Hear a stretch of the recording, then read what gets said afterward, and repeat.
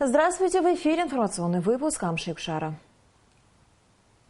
Сегодня в выпуске. Всегда легче предотвратить. Президент требует ужесточить меры пожарной безопасности. Аргументы «за» и «против». В Общественной палате прошла встреча с блоком оппозиционных сил. Президент Рауль Хаджимба провел заседание Совета безопасности Республики, на котором обсуждались вопросы пожарной безопасности. В нем приняли участие секретарь Совета безопасности Мухаммад Килба, премьер-министр Артур Миквабия, спикер парламента Валерий Бганба, генеральный прокурор Алексей Ломия, министр внутренних дел Леонид Запшба, министр по чрезвычайным ситуациям Лев Квициня. Речь шла о готовности туристических объектов и объектов жилого комплекса к курортному сезону в части пожарной безопасности. Участники заседания обсудили вопросы, касающиеся компетенции МЧС в части контроля и привлечения к ответственности лиц, нарушивших нормы противопожарной безопасности. Согласно действующим мерам наказания, утвержден лишь штраф, который составляет сумму в размере нескольких сотен рублей. Поэтому необходимо ужесточить меры наказания вплоть до привлечения к уголовной ответственности, отмечалось на заседании. Президент Рауль Хаджимба провел совещание, посвященное мобилизационной работе с резервистами. В совещании приняли участие руководители всех силовых ведомств страны, главы городов и районов, а также районных военных комиссариатов.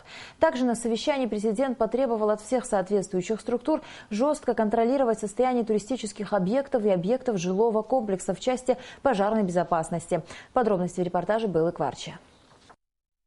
Тяжелой назвал президент Рауль Хаджимба ситуацию в сфере проведения мобилизационной работы с резервистами. Он раскритиковал ведомства, отвечающие за эффективность мобилизации резерва, отметив, что уровень этой работы низок как никогда.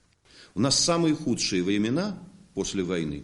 Было больше работ со стороны власти, которая обеспечивала возможности мобилизационной работы. Сегодня у нас практически она отпущена на самотек. На этом же совещании президент поднял проблему пожарной безопасности туристических объектов, построенных зачастую на скорую руку и в нарушении всех нормативов. Он подчеркнул, что будет требовать с глав районов и городов устранения случаев незаконной постройки. Идет незаконное строительство по многим районам. Объекты строятся так, как не предусмотрено у нас по СНИПам. У нас скоро, я честно вам говорю, Гагра будет под одной крышей. Настолько близко стоят все эти строения, настолько близко все это в нарушении всех правил, что практически пожар просто может унести целый квартал.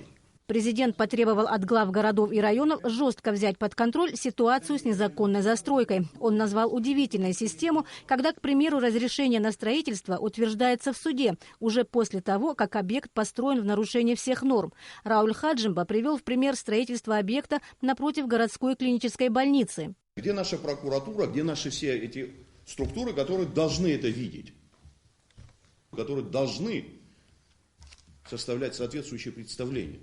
Возникнет пожар вот в этом районе, сгорит весь квартал. Туда машина не подъедет фактически. Подключение к электричеству вновь построенных объектов – еще один вопрос, который поставил президент перед главами районов и городов. Зачастую, сказал он, в документах строение числится как дом, в то время как на самом деле это гостиница. Оформляются как частное строение, на самом-то деле это другие совершенно объекты уже. И потом, здесь тоже вопросы пожарной безопасности. Дом огромнейший, с одним практически подъездом. Вот в случае каких-либо, предположим, этих ситуаций, каким образом люди будут спасаться в этих условиях? У нас просто будут очень серьезные требования. Никакие разрешительные документы, которые нарушают все эти правила, даже будут с печатями. Я дал соответствующую команду сегодня и тому же МЧС, тому же прокурору и всем остальным. Будут эти нарушения, значит, будем сносить все эти дома. У нас уже скоро на дорогах будут строить объекты. Объекты, которые нужно будет по трассе объезжать. Ну где это видно, слушайте, что мы делаем? Все факты незаконного подключения к электросетям должны быть устранены, потребовал президент. Рауль Хаджимба подверг резкой критике состояние центрального Сухумского рынка. Он отметил, что необходимо отвести территорию для строительства и организации этого торгового центра в другом месте. Президент не исключил возможности в судебном порядке отчуждать незаконно занятые территории под строительство рынка. Территорию подобрать недалеко. У нас там есть территории, которые заняли господа по 3, по 4, по 10 лет уже сидят на этих территориях. Ни черта за все эти годы не сделали. В порядке судебных разбирательств надо отнимать. И на этих территориях можно было бы привести в порядок и рынок, отдав какую-то часть этой территории под соответствующую работу для этих людей, и рынок привести в надлежащий вид. На совещании также шла речь о строительстве объектов образования и здравоохранения. Президент заявил, что теперь школы и больницы в стране должны строить без использования легко воспламеняющихся материалов. Была Кварчия, Саида Гухава, Абхазское телевидение. Госкомпанию «Абхазавтодор» возглавил бывший заместитель генерального директора Борис Ачба. Леонид Лолу освобожден от ранее занимаемой должности гендиректора по собственному желанию. Нового руководителя сотрудникам госкомпании представил премьер-министр республики Артур Миквабия. Леонид Родионович на должности генерального директора «Абхазавтодор» проработал с момента создания этой госкомпании с 2005 года. Решение об отставке он принимал самостоятельно. Премьер-министр Артур Миквабия отметил, что к заявлению об уходе опытного специалиста в правительстве подошли с пониманием. Премьер-министр поблагодарил Леонида Лолуа за долгие годы кропотливой и профессиональной работы. С большим уважением отношусь к вашему руководителю Леониду Родионовичу. Знаю его очень много лет. Достаточно много построено и вложен большой труд в становление и развитие нашего государства. Еще советских времен очень много объектов. Из тех замечательных, которые я могу сейчас по памяти вам сказать, это аэродром наш.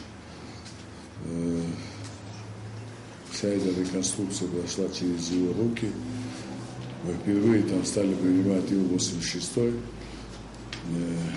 И таких объектов много. От себя лично, от имени правительства хочу еще раз вас поблагодарить за тот труд, который вы внесли в становление и развитие нашей республики. Вы всегда были гражданином, всегда были патриотом. Большое вам спасибо. С удовольствием вас обниму. Будьте здоровы, будьте счастливы. Те задачи сегодня, которые стоят перед этим коллективом, они выполнят, потому что уже у них есть опыт, они знают, как это делать. И я хочу поблагодарить вас, что вместе с вами я прошел вот этот путь. Также от имени президента республики Рауля Хаджимба было зачитано благодарственное письмо. Назначенный на должность гендиректора Борис Ачба поблагодарил за проявленное ему доверие. На должности заместителя гендиректора он проработал около 2 лет. Благодарен и руководству страны, и кабинет министров за столь высокое доверие. Перед госкомпанией стоят серьезные задачи по инвестпрограмме, по развитию дорожной инфраструктуры. И хочу заверить, что весь тот коллектив, который благодаря Леониду Родионовичу работал как часы, мы всем этим коллективом, нашими подразделениями даем такое заверение, что будем максимально стремиться выполнить. В Общественной палате прошла встреча с представителями блока оппозиционных сил. Представители оппозиции поделились своим мнением о ситуации в республике и рассказали, как идет сбор подписей в поддержку референдума о досрочных президентских выборах. Представители блока оппозиционных сил начали встречу с членами Общественной палаты с цифр. Инициативная группа по проведению референдума собрала более 11 тысяч подписей в поддержку плебисцита. Сбор подписей ведется во всех районах республики, кроме Галского, из-за неурегулированности паспортного вопроса. Дауртаня заявил, что зафиксированных фактов давления на инициативную группу нет. После окончания работы подписные листы будут переданы в ЦИК. Власти на местах с пониманием относятся к данной работе, к данной проблематике. Могу сказать за Гагарский район, Гудаутский район. Что касается восточных районов, определенная нервозная ситуация вокруг всего этого складывается. Мы хотим энергию протеста направить в законное русло, говорили оппозиционеры.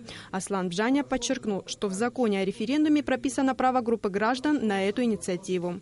Он назидательным тоном посоветовал своим оппонентам, в том числе и депутатам, лучше изучать законы. Когда депутаты говорят о том, что да, инициативная группа имеет право заниматься сбором подписей, что референдум, он законен, потом начинаются «но», ничего общего это не может иметь с государственным мышлением. Никаких «но» быть не может. Если закон о референдуме не устраивает группу депутатов, у них была возможность на протяжении 18 лет внести в этот закон изменения. Что касается поводов для вынесения вопроса о досрочной отставке президента, то их, по мнению Аслана Бжаня, достаточно. В длинном списке претензий к власти, невыполненные предвыборные обещания, отсутствие правовой оценки майских событий, формирование правительства без учета пунктов договора, подписанного кандидатами в президенты. Ответственная власть должна способствовать проведению референдума. Другое дело, власть имеет право демонстрировать свои успехи, убеждать своих граждан в том, что они хорошие управленцы. И убежденные ими граждане, не обманутые, а убежденные, проголосуют за то, чтобы досрочных выборов президента не было. И все останется так, как есть. И у них будет возможность работать дальше. Правда, один отрадный факт Аслан Бжаня все же отметил. И касается он работы гостелевидения. Новый руководитель абхазского телевидения позволяет нам в какой-то степени быть услышанным. Не в той степени, как мы хотелось бы, но по сравнению с госпожой Хаджава, там есть определенные подвижки. Мы этот факт признаем. Конституцию и законы нужно уважать и соблюдать, сказал Нукзар Ашиба. Референдум – это демократическая форма волеизъявления граждан, подчеркнул он. Чем народ поднимать, скажем, на какие-то митинги, на штурмы, лучше спокойно дать возможность нашему народу высказаться. Член Общественной палаты Арда Иналыпа убеждена, что после майских событий 2014 года в обществе накопился протест. Референдум поможет снять напряженность и даст возможность легитимно выразить свой протест. В то же время, по ее наблюдению, граждане устали от политических волнений, и поэтому проведение референдума может быть преждевременным. Кроме того, не хватает конкретных предложений по решению актуальных проблем. Осенью мы услышали и неоднократно призывы собрать сход. И очень многие поддерживали это. Меня, например, это беспокоило, это предложение. Поэтому в сравнении с такими вот массовыми, сначала говорили сход в Лыхнах, потом сказали, нет, давайте в Сухуми. Это, мне кажется, было очень таким опасным предложением. Поэтому для меня референдум как способ легитимного выражения протеста, я считаю, что это, то есть я поддерживаю саму идею, протест выразить таким образом. Оппозиции нужно учитывать, что в обществе сложилось неоднозначное отношение к референдуму, сказала председатель Общественной палаты Натыла Акаба. Почему бы ей не побороться за власть в ходе парламентских выборов в 2017 году? Я общалась с простыми людьми, которые не являются сторонниками власти, а в большей степени сторонники оппозиции, но они тоже очень настороженно относятся к идее референдума. И именно вот в силу того, о чем сказала Арда, и они говорили так: зачем этот референдум? Лучше пусть оппозиция как следует подготовится, в будущем году будут парламентские выборы, вот пусть они там и одержит победу. По подсчетам оппозиционеров, референдум обойдется государственной казне приблизительно в 8 миллионов рублей. Елена Лолуа, Тимур Гугохия, Абхазское телевидение. Генеральная прокуратура Абхазии выразила несогласие с утверждениями, прозвучавшими 23 марта в эфире Абхазского телевидения представителем политической партии Амцахара. Речь идет об экс-прокуроре Ткорчалского района Адгуре Кугония. Прямой эфир Абхазского телевидения был посвящен предстоящему референдуму. В студии программы «Актыха» представители партии Амцахара, депутаты парламента, глава Гагарского района высказали свое мнение по данному вопросу, а также обсудили сложившуюся внутриполитическую ситуацию в республике. Один из представителей оппозиции выразил сожаление в связи с тем, что по непонятным мотивам был уволен прокурор Ткорчалского района. Имя названо не было, однако Адгур Кугония решил высказать свое мнение по озвученной информации. Я могу сказать только одно. по данному поводу, что, значит, мое назначение прокурором Карачаевского района, значит, мной было принято, естественно, добровольно. Вот, почему? Потому что я, во-первых, всегда считал и считаю, что выбирать место работы для прокурорского работника и прежде всего патриота своей родины не имеет места. Вот, и он должен исполнять свои обязанности как говорится, в пределах своей родины. А по поводу моего перевода заместителем, значит, прокурора Гальского района, я скажу так, что этот перевод был осуществлен генеральным прокурором по моей личной просьбе. По данному поводу мной было написано соответствующее заявление, которое, скажу честно, генеральным прокурором рассматривал в течение месяца. То есть он, исходя из не знаю каких мотивов, но значит, не хотел, чтобы я уходил с этой руководящей должности, тем более на нижестоящую должность. Вот. И в настоящее время, да, я работаю заместителем прокурора Гальского района.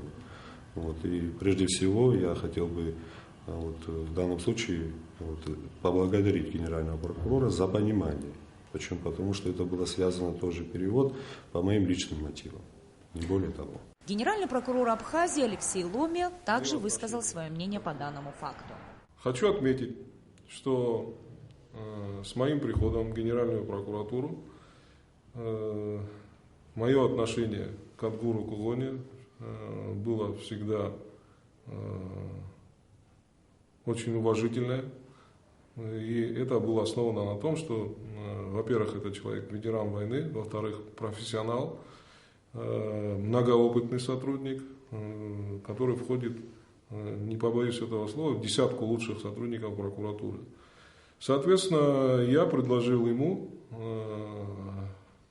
провести рокировку, и была проведена рокировка, при которой ему была предложена другая руководящая должность прокурора Карачаевского района. Перевод Адгура заместителем прокурора Гальского района был основан на его личном заявлении. Никаких нареканий по службе с моей стороны не было, и со своими обязанностями в полном объеме он всегда справлялся. Нисфа Аршба, Тимур Гогохи, Абхазское телевидение. В Генеральной прокуратуре Абхазии создается специальная комиссия, которая будет осуществлять сбор информации за соблюдением избирательного законодательства и оперативно реагировать на нарушения. Об этом сообщил глава ведомства Алексей Ломия на совещании в Генпрокуратуре, посвященном предстоящим выборам в органы местного самоуправления, а также в связи с регистрацией Центральной избирательной комиссии и инициативной группы по проведению референдума о досрочных выборах президента республики. Он озвучил заявления группы граждан Корчалского района, которые были введены в заблуждение во время сбора подписей. В настоящее время по данному факту прокуратурой проводится проверка, сообщает пресс-служба Генпрокуратуры Абхазии. У жителей села Калдахара Гудаутского района радостное событие. Специалисты Черноморэнерго завершили работы по установке уличного освещения. Ранее подобные работы были проведены и в селе Хипста. За окном 21 век, а здесь в Калдахаре уличного освещения не было никогда. По крайней мере, жители такого времени не помнят. Как и не помнят, когда последний раз ходили без фонаря. На этой улице в селе Калдахара живет множество семей. Растут маленькие дети. Отсутствие освещения не приводило к каким-то последствиям. Но жители не раз обращались к местным властям с просьбой обратить внимание на ситуацию. Огромное количество писем, просьб, просто устных просьб, просто звонков поступает и генеральному директору Черноморэнерго. И все эти просьбы рассматриваются. Помимо тех работ, которые проводятся Черноморэнерго на территории Абхазии, крупных, очень много незапланированных мелких работ. Вот здесь мы, например, заменили часть столбов с деревянных на бетонные, поставили, укрепили некоторые из них. Работы еще будут продолжаться. Провели линии новые, устанавливаем освещение. Это все делается внепланово. Естественно, весь объем просьб населения мы не можем, физически не можем охватить, но в случае высвобождения каких-то материальных ресурсов мы обязательно откликаемся на эту почву. Работы велись несколько дней, и прежде чем к ним приступить, сотрудникам Черноморэнерго пришлось расчищать территорию. Затем обнаружилась еще одна проблема, которая также мешала основным работам. Энергетикам пришлось распутать, вернее сказать, заново проложить кабели и провода, питающие множество домов электроэнергией. По просьбе населения и по поручению нашего генерального директора мы поменяли траверса, распутали электрическую проводку, протянули, сделали новую. И сейчас занимаемся освещением. Особенность наших жителей такова, что каждый пытается самостоятельно подключиться к существующей линии. Нам пришлось все старые линии, вот эти все, которые были старые подключения, все это разобрать, проложить по новой, провести линию и заново подключить наших абонентов. Подобные работы сотрудники Черноморэнерго провели и в селе Хопста. Было установлено более 10 столбов, протянуто более 700 метров линии электропередач. 15 фонарей отныне полностью освещают дорогу к набережной. Нисфа Аршба, Алексей Агухава, Абхазское телевидение. Похороны видного политического общественного деятеля, председателя Совета старейшин Константина Озган состоятся в пятницу 25 марта. Как сообщает Государственная комиссия по организации похорон, гроб с телом покойного будет установлен в Доме культуры в городе Гудаута с 11 часов. После церемонии прощания в 14 часов состоится траурный митинг. И в завершении выпуска о погоде. По сообщению гидрометеослужбы, в Абхазии ожидается пасмурная погода, местами возможен дождь. Температура воздуха ночью 7-9, днем 14-16 градусов, температура морской воды 10 градусов.